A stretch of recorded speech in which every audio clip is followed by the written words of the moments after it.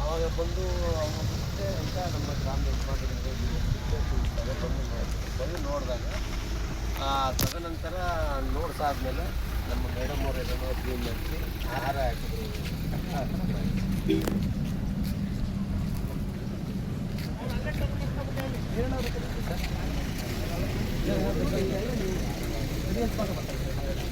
ಬನ್ನಿ ಸ್ವಲ್ಪ ಆ ಥರ ಮಾಡ್ಬಿಟ್ಟು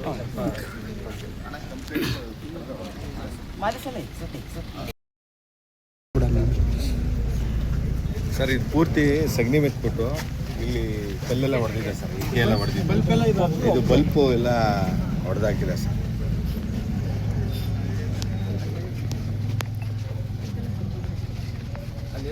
ಎರಡು ಬಲ್ಪ್ ಇತ್ತು ಸರ್, ಇದು ಫುಲ್ ಸಗಣಿ ಬಳ್ದಿದೆ ಸರ್, ಇಲ್ಲೆಲ್ಲ ಇಕ್ಕೆ ಹೊಡೆದಿದೆ ಸರ್.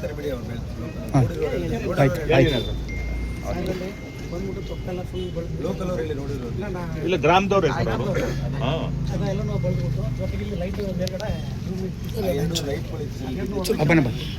ಮತ್ತೆ ಇಲ್ಲೊಂದು ಇದಿತ್ತಲ್ಲ ಅದನ್ನು ಮುರಿದು ಎಲ್ಲನೂ ಧ್ವಂಸ ಮಾಡಿದ್ರು ಸರ್. ಎರಡು ಕಡೆನೂ ಇತ್ತು. ಇದು ಮಾಡಿ ನಂತರ ಅಲ್ಲೊಂದು ಹೊಡಿತು, ಅಲ್ಲೊಂದು ವಿಜಯ ಮಾಡಿದ್ರು. ಅಲ್ಲಿ ತೋರಿಸಿ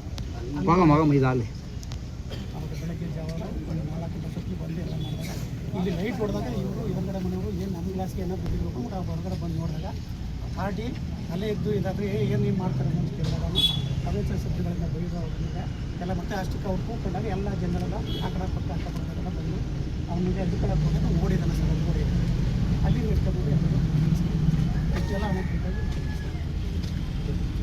ಶಾಶ್ವತವಾಗಿಂತ ಒಂದು ವ್ಯವಸ್ಥೆಗೆ ನಾವು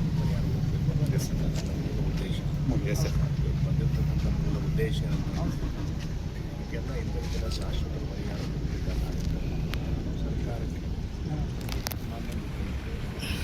ಎಲ್ಲ ಮತ್ತು ನಾನು ಒಂದು ರಿಪೋರ್ಟನ್ನು ಸಬ್ಮಿಟ್ ಮಾಡ್ತಾ ಇದ್ದೀನಿ.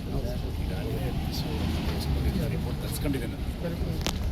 ತರಿಸ್ಕೊಂಡಾದ್ಮೇಲೆ ನಾನು ಅದ್ರ ಬಗ್ಗೆ ಸವಿಸ್ತಾರವಾಗಿ ಎಲ್ಲ ಬಂದು ನಾನು ಕೂಡ ನಿಮ್ಮ ಮುಖಂಡಗಳ ಸಭೆ ಬೇರೆ ಬೇರೆ ವಿಚಾರಗಳು ಬೇರೆ ವಿಷಯಗಳಲ್ಲಿ ಮಾಡೋದು ಅದನ್ನು ಗಂಭೀರವಾದ ವಿಚಾರ ಯಾವ ರೀತಿ ಅದು ಯಾವುದೇ ವರ್ಗದಲ್ಲಿ ದಾರ್ಶನಿಕರ